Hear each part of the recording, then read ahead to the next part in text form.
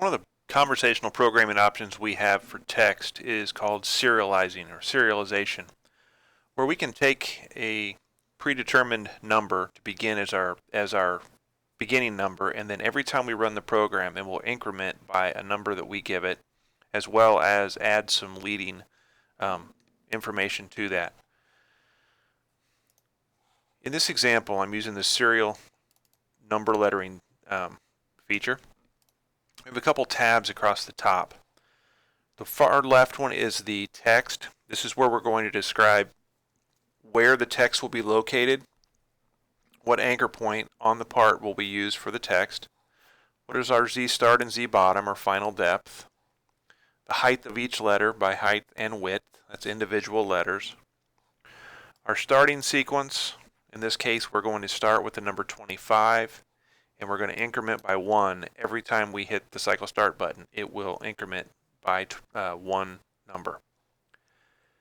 The other option we have is to do this from a file. If I were to select from file, I can go locate the file out on my thumb drive or on my machine somewhere, a text file, and it will engrave everything on the parts in order. So whatever's in the first position on the text file would be on the first part. The next part would be the next number, and so on. In this example, we're going to do it from user provided. And again, I'm starting with the number 25. Orientation, we gave it on the previous screen an anchor point for this text to be put on the part.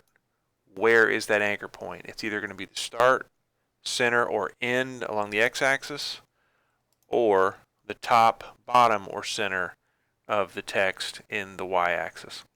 I chose center, so it'd be in the center of my 6-inch square part. The format.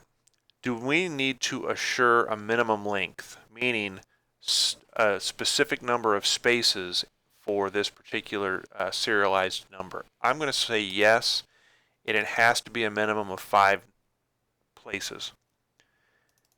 We're going to use the number 25, so that's only 2. So we're going to get leading symbols, which are going to be a 0 in front of whatever number we happen to be cutting at that time. That way we're always going to have the same number of spaces, so it'll always look symmetric.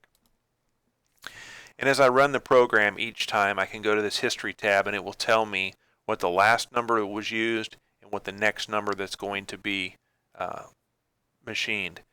The reason for this is if I were to scrap a part or something were to happen and I needed to restart, then I can use this feature to restart.